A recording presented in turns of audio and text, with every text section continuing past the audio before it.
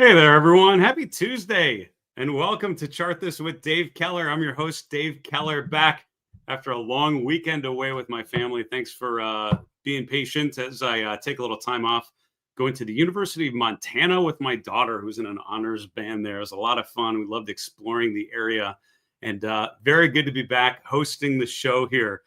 We are here in a quite rainy and overcast Redmond, Washington, but very happy to be talking markets and charts, given a couple days to process things and really unplugging as much as possible and getting back to it. What a fascinating day to jump back into this. I missed, by not doing a show yesterday, I missed the big, parade and ticker tape parade as the S&P closes above 6,000 for the first time. But short-lived is today. We see a rotation lower in risk assets. And I think small caps, probably one of the more interesting developments, down about 1.5% today. Only 3 of the S&P sectors were in the green today. Most of them were in the red. And a lot of the vulnerabilities that we saw going into the elections are still kind of there, which again brings sort of a great big question mark to all of the gaps and rallies that we've seen. What we're going to do today is regroup on what happened in the markets in today's session here on Tuesday. I'll bring up some of the charts that I think tell a pretty interesting story about what's happening right now. Some of the gaps that have actually followed through to the upside in a pretty positive way, like a HubSpot. Others that have actually failed to eclipse resistance. So a lot of themes underneath the hood, as it were, to pay attention to in the equity space. With that in mind, let's get to our market recap and look at how the market's evolved. But I miss doing this. A couple days feels like a long time when you're used to doing this every day after the close. But man, good to be back in the swing. S&P 500 down about 1/3% today. That's just below 5984. So we did close above 6,000 just briefly on yesterday, but today coming back. Obviously a big sell-off through the lunchtime hour Eastern time. Almost made it back to 6,000 in the afternoon session, but rotated lower in the last 1 hour of trading. Kind of important to remember that that is actually when a lot of institutions tend to be putting orders in. So maybe some selling of recent strength, some profit taking on the institutional side, TBD. The NASDAQ composite actually just finished slightly lower, 0.1% lower. By the way, I spoke earlier today for the latest episode of my Market Misbehavior podcast with John Kosar of Asbury Research, someone that I've known for a number of years and have been able to interview a number of times, and really good to get his perspective post-election and going forward. I hope to have that episode posted for you later today, maybe tomorrow at the latest, but a really fun conversation. We talked in particular about technology, about the NASDAQ, how that relates to other charts we could review, as overall the conditions have obviously been fairly robust post-elections. Mid-caps down about 1%. The S&P 600 small cap index, though, I think the real story on the front page here, down about 1.5%. The VIX continuing to push a little bit lower. So even though the market drifted lower through the course of the day and finished on the downside with the Dow almost 1% lower, the VIX actually drifted lower as well. So we continue to see low volatility. And I think that's important to watch, especially after the rally that we've had. When you think about what sort of charts, what indicators could tell you something's different and that the euphoria post-election maybe is starting to dissipate, push higher in the VIX would make sense to me. And again, my guest earlier, John Kosar, agreed. All right, bond markets were closed yesterday for Veterans Day. And again, we didn't have a chance to say it yesterday, so I'll say it now. Thanks so much, all veterans, for doing what you did and what you continue to do to serve our country and keep us safe. We appreciate it. So bond markets closed on Monday, even though stocks were open. Tuesday, we reopened here today.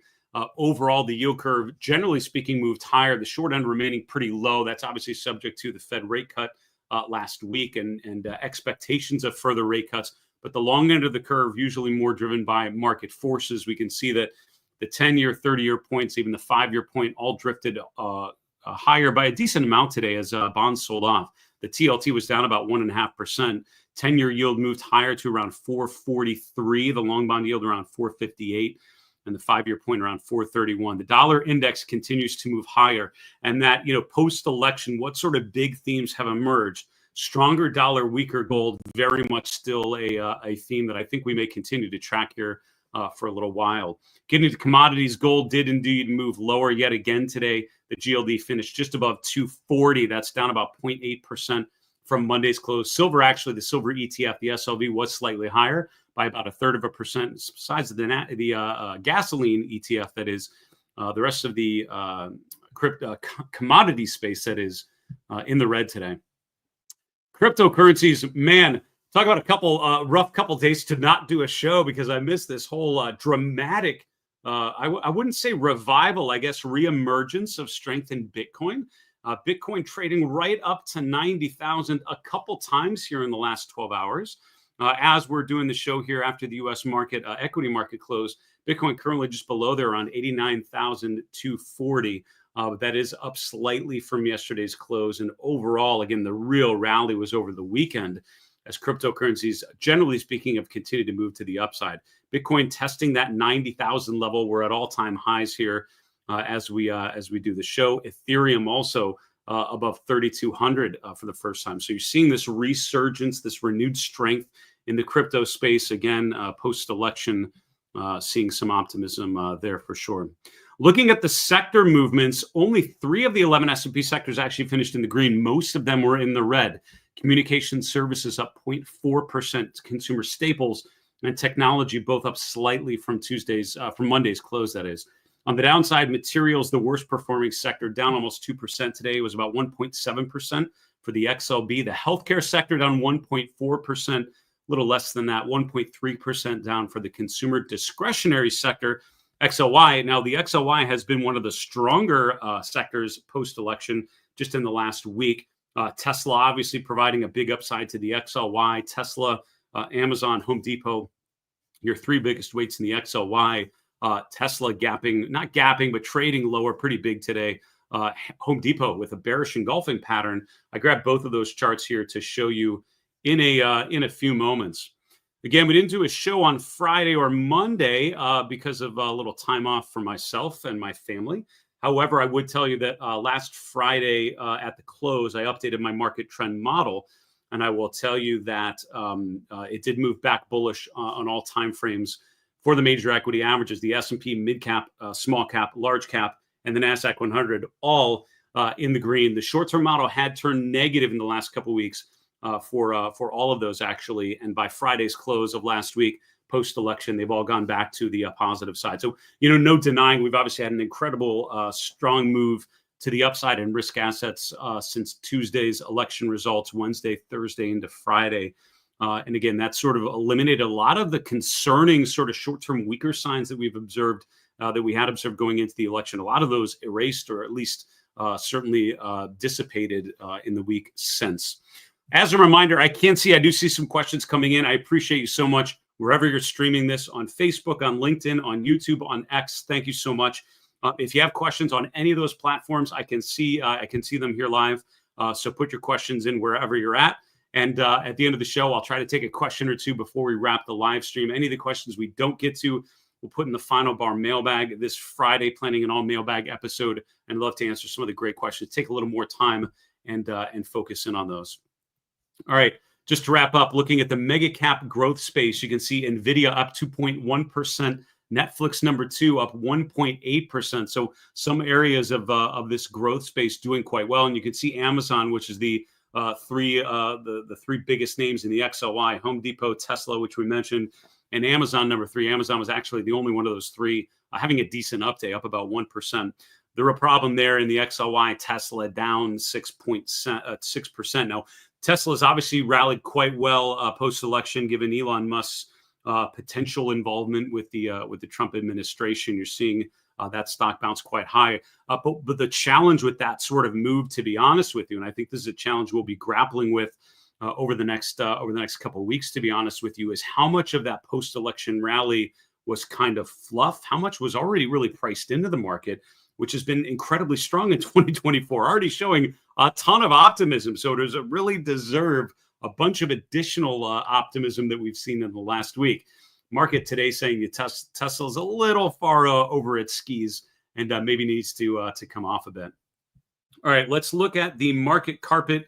I like this sort of heat map visualization. It's a great way to sort of do top down and bottom up. And what I mean is top down, sort of assessing the overall conditions. What are your general takeaways looking at the conditions of the market through the course of the day today? The bottom up is looking at individual names and opportunities, regardless of what the broader market direction is or what it's doing. You certainly can find some things that are doing something different if you go down far enough, right? If you go down to the group level, the individual stock level, you can always find outliers that are having decent up days or down days, regardless of what the market is doing. And we also like to look at the largest names with the biggest influence on our benchmarks.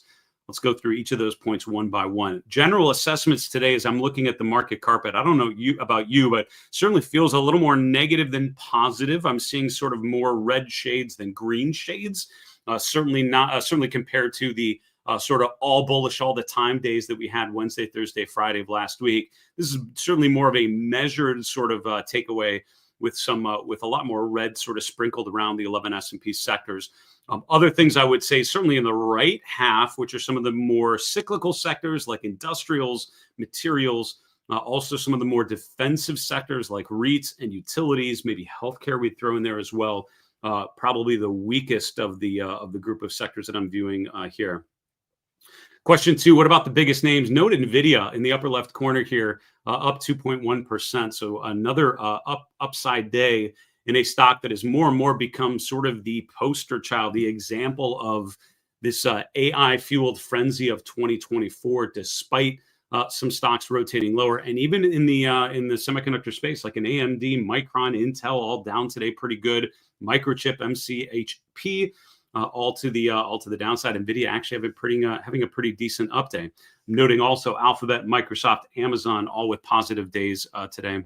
Also, just as we're thinking of some of the largest names, again, this is what gets me about the healthcare sector. Your 5 largest tickers: Eli Lilly, United Healthcare, Johnson & Johnson, AbbVie, and Merck. And those actually represent a number of different groups or industries within healthcare. You've got some pharma, some medical services. You've got AbbVie, a biotech name, all sort of the largest names, all below zero and all driving lower is sort of an issue there. Below that, let's look at some individual names. Tesla, obviously, we mentioned with the big down day within technology.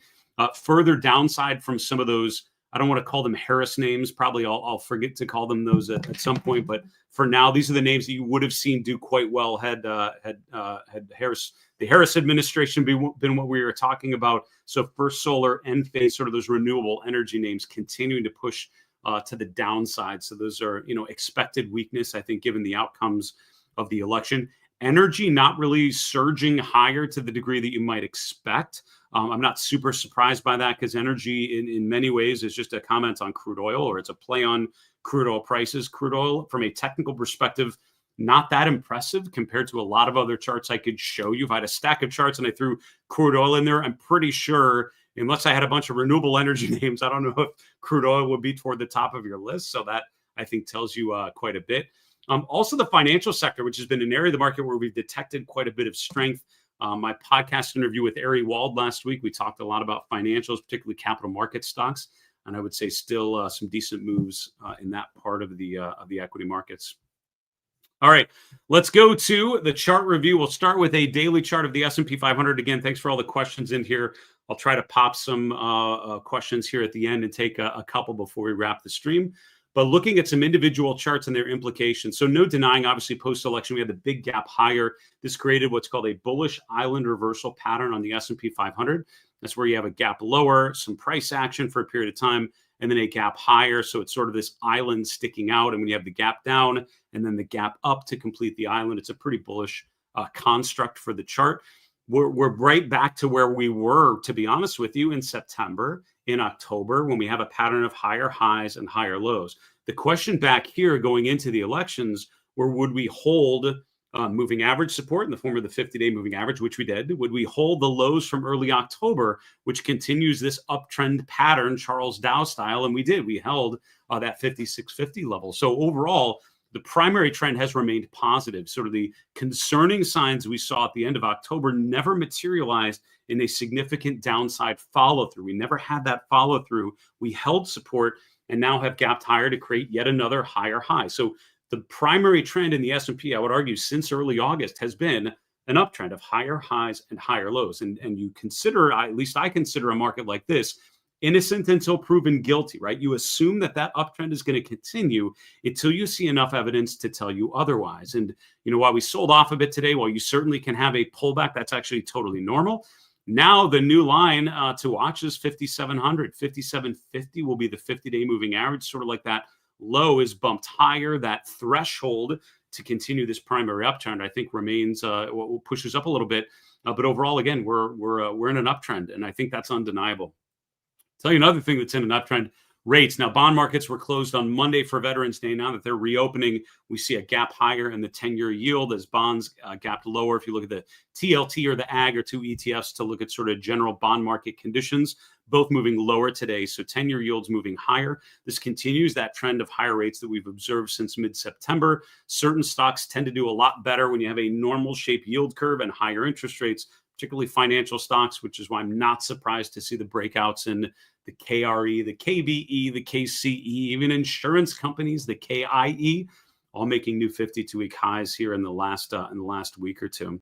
You're also seeing a continued uptrend in the U.S. dollar. Now, I get asked a lot about the U.S. dollar and sort of what that means. And I will tell you, anyone that tells you with absolute certainty, if the dollar does this, then X, Y, Z happens to this other stock, that's a big generalization. And I have no problem with making generalizations as long as we understand their generalizations, their tendencies. A lot of things happen to influence the price action on a particular stock or ETF. A stronger or weaker dollar, I would argue, is part of that story, but it's just part of it, right? So we can't say with absolute certainty, if the dollar moves up above a certain level, then these other things will happen.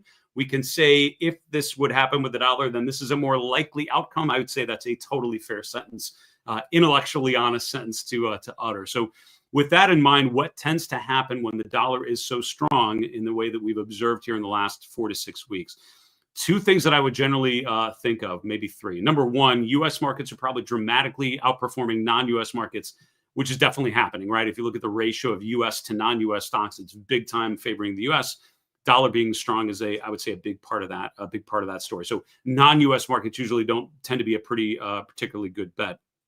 Second thing would be smaller companies. It's a better environment for smaller stocks in the U.S. than larger stocks in the U.S. And the reason is because big multinational companies tend to have a lot of revenues from outside the U.S. They have to convert all those revenues back to U.S. dollars. So the longer that the dollar is stronger, basically the less valuable their non-U.S. earnings are, the more that they have to take a currency hit when they convert them back to U.S. dollars. Smaller companies like Russell 2000 names don't have a lot of non-U.S. operations, so they are not vulnerable to a stronger U.S. dollar. So stronger U.S. dollar tends to be better for smaller stocks than larger stocks, for what it's worth. And then the third thing, which is what this chart is showing you, doesn't tend to be good for gold. Gold is denominated in U.S. dollars, as we know. So when the dollar tends to spike higher, gold often will go lower. Now, what's interesting is in the month of October, they actually both moved higher, which can happen, as we can see on the chart, right? Stronger U.S. dollar in the top panel, stronger gold. That's the gold future that we're looking at in the bottom panel.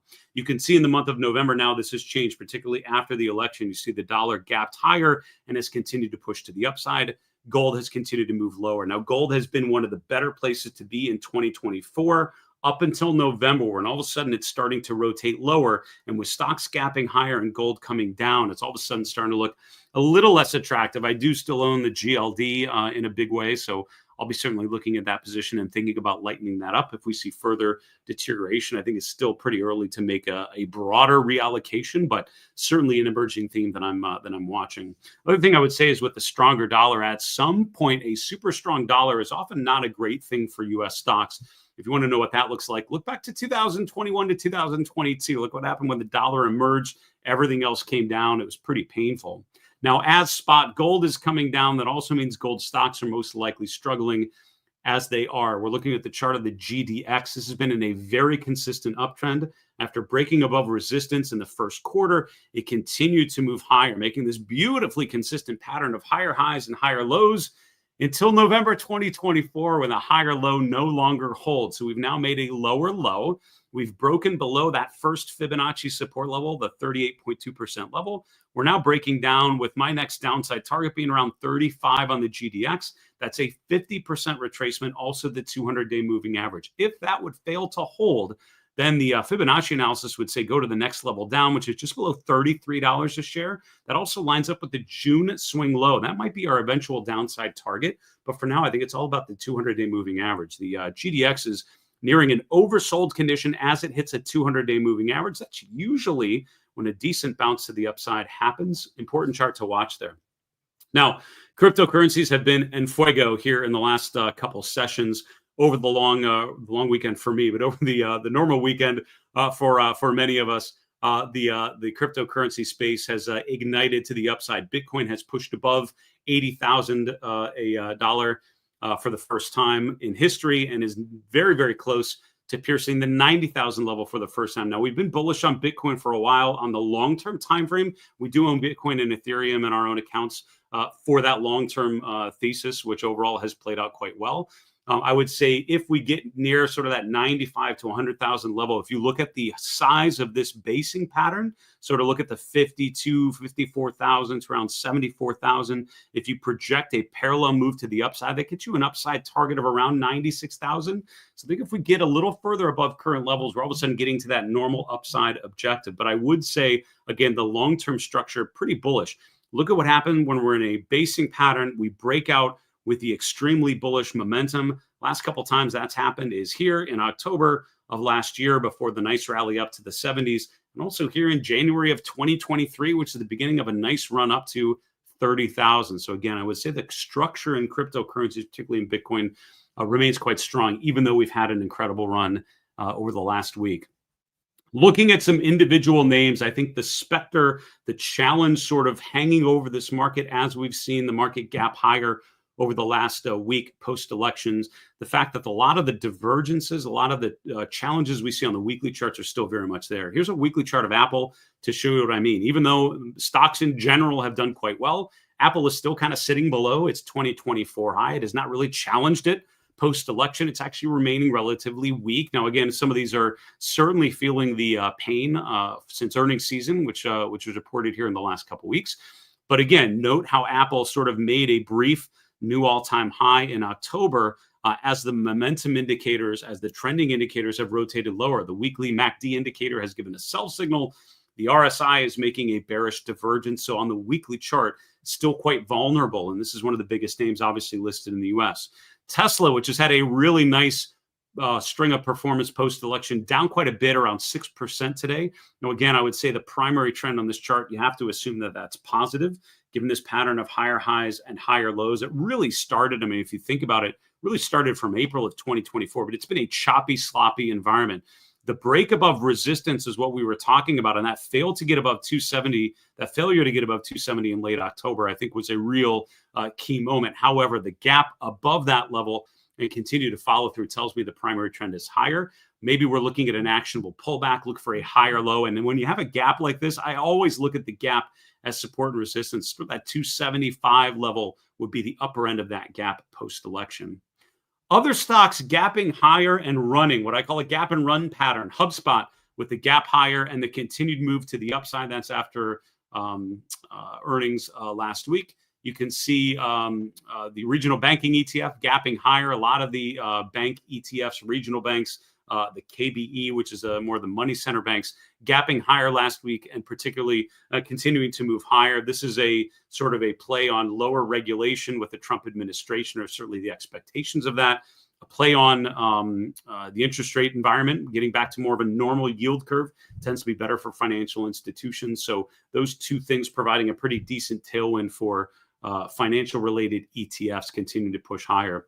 LYFT, kind of similar to HubSpot, gapping higher so far, running to the upside. On something like LYFT, I'm looking very closely at that March, April 2024 high, right around current levels. We're sort of within that range. So the question is, does a LYFT have the upside momentum to push through there, not just to resistance, but through resistance? TBD, I think, still an open question. PayPal also with a nice breakout.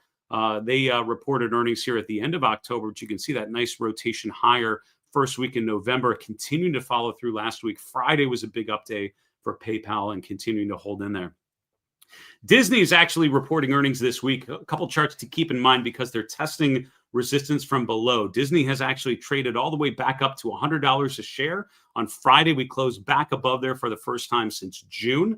I think the question going into earnings from a technical perspective, can we get above the 200-day moving average and hold it? Can we get above $100 a share, which is kind of a big psychological level for a lot of us, whether or not we want to admit it or not? I think holding that through the course of this week is going to be key. And I do own Disney, full disclosure, one of the few individual stocks that I own in long-term accounts. Micron is part of a semiconductor group that has not done particularly well. NVIDIA was up 2% today, but a lot of semiconductors actually continuing to struggle here. When I look at the chart of Micron, I'm looking at a 6-month, 8-month chart here, and you can see we've had a number of tests of resistance around 113 to 115. That's actually a Fibonacci level. If you take the June to August sell-off, you can see we retested support in September, and we've traded up to that 38.2% level a number of times and have failed every time to get above there. With this type of chart, I turn bullish when we can finally get above that resistance level below there. I think it's better to find opportunities elsewhere.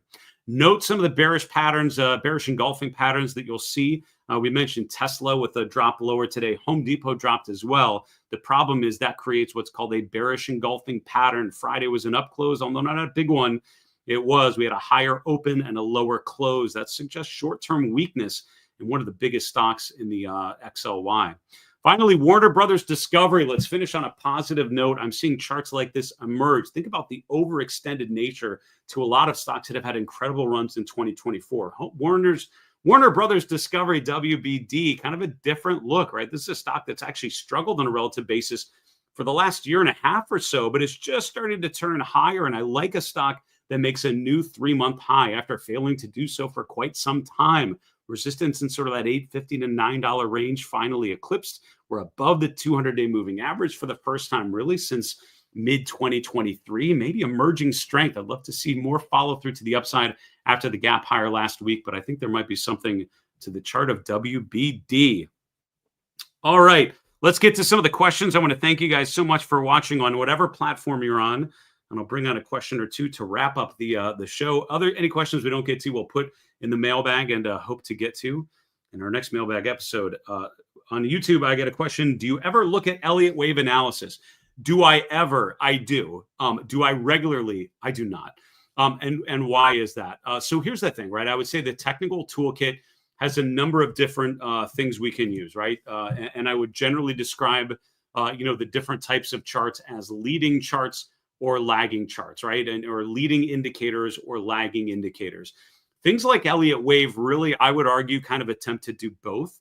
Part of Elliott wave analysis is to define the structure of the market, and that's using a series of waves, wave patterns, impulse moves, and corrective moves. I know Elliott wave to the degree that I had to study it deeply for the CMT exams back in the day, and I still remember all of that. And I tell you, I love talking to people like Jeff Huge, who's a big Elliottician, and others who I could list out that are big, Elliott wave users. I've enjoyed so much talking to Bob Prechter over the years and just picking his brain about how he sees the structure. The challenge for me is I'm not a big fan of projecting future price points. And it's not a big part of my process. And a big part of Elliott wave is using a certain movement now to project what's going to happen next. That's an issue I have with Elliott and Gann. It's just not the way my brain works. I'm much more of a trend follower, and I would much rather just follow the trend and wait for indicators to tell me that the trend has reversed. So I don't use Elliott wave a ton. I enjoy very much talking to people who are Elliotticians, those that have used it primarily because I love comparing their notes to my own. By the way, if there are any Elliott wave practitioners or aficionados that you think would be great for me to interview as part of my YouTube channel, as part of my new podcast, I would love to do so. Drop a comment. Let me know who I should talk to. I have no problem approaching anybody. And it's already on my list to get to some of the Elliotticians that I follow. And I'll do my best to bring some of their perspectives to all of you. I love airing different ideas and where they're at. Chuck, thanks so much for watching on Facebook. You asked, please comment on how to handle a stock like Axon. I'm in around 230. Hard to know at what point to take profit. So as always, standard disclaimer, not a recommendation. My goal is not to tell you what to do by any means. Please do your own due diligence. This is for educational purposes only, but I am happy to tell you what I would do in certain situations, or what I would do if I do own positions. I don't in a stock like Axon. What I like, and the reason why I wanted to take your question on Axon, this is an area of the market that has actually done quite well, really going into elections, right? When you think about what the market told us going into the election season, certainly a resurgence in aerospace and defense names. I think a lot of this obviously related to events in the Middle East and anticipated further defense spending with Trump's election last week. You're certainly seeing upside follow through in a lot of names like Axon that had, in a lot of ways, done quite well in 2024. This is sort of just another bullish check mark on the space. So what do you do with a chart like this? So, number one, enjoy the fact that you're in a stock that's doing quite well. Assuming you bought before today, you're probably feeling pretty good and sitting on some gains. And I think that's something to be celebrated, not to be frustrated about. With a chart like this, as I mentioned with an earlier chart, I think with the markets and I think with a chart like Axon, you consider them innocent until proven guilty. And what that means is our goal as a trend follower, at least my goal, is threefold on any trading day. Number one, identify trends. Number two, follow those trends. And number three, anticipate when those trends may be exhausted. So identify trends. Axon has been in a primary uptrend for quite some time. I would say particularly some of these big base breakouts, right? The resistance from 2023 broken out in November of that year. The resistance here in earlier in 2024 broken out when we gapped above 325. Those are nice breakouts sort of emerging out of a consolidation phase. I think that's pretty bullish. So number two, we want to follow those trends. We want to have tools in our toolkit to continue to follow those trends higher. Things that I would use in this environment to make sure I remain in the trend as long as possible. Dow theory, basic Dow analysis. When we pull back, which we will, do we keep making higher lows? Do the moving averages keep sloping higher? All of those are positive. What I like to do in this sort of stock that has had a pretty good run higher is to use a trailing stop sort of approach. One of my favorites would be the chandelier exit system. What I like about the chandelier exit system, it's based on average true range. What I always tell people is when you're thinking about how to lock in gains on something that's been working, if you do nothing else, at least have a system, something like the 8% system. If anything goes down 8% off a high, you sell it. That is a very simplistic way to think about it, but at least it's a system and it'll limit your losses to 8% and it'll prevent you from having a climactic loss by holding on to things too long. A more maybe upgrade to that would be a trailing stop that's a little more sophisticated. Things like moving averages are good, exponential averages that tend to be more reactive. So you make sure that you remain in a trade as long as we remain above a 50-day moving average or something like that. Again, it's not a perfect system, but it's an improvement.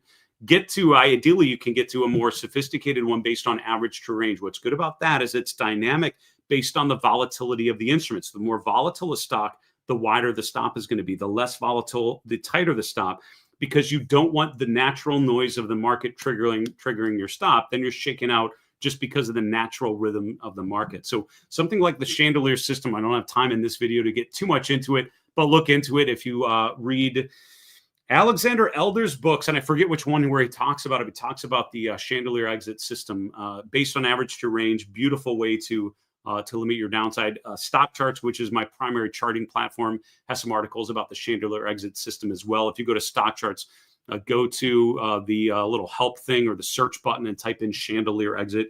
You'll get some great articles that explain that in a little more detail. Folks, I want to thank you so much. It is great to be back, and I appreciate you tuning in. Those of you that are tuning in live, and if you're watching this on a replay, I appreciate you as well. Please continue to follow my work where you can. We'll live stream this show every weekday after the close, and also check out my podcast, the Market Misbehavior Podcast. I think we just did episode 9 or 10, talking to John Kosar. I'll have that posted soon. In the last week, we had an interview with Adrian Day of Adrian Day Asset Management, talking about a lot of macro themes in economics. And then last week, I sat down with Tyler Wood of Go No Go Charts and the CMT Association. Some really good discussions about trend following, systematic versus subjective use of technical analysis. Hopefully a lot of good comments to get you thinking and ideas for you to focus on chart-wise. Otherwise, I want to thank you all so much for tuning in today. I'm Dave Keller with Market Misbehavior. And remember, it is always a good time to own good charts. Have a good night, everyone.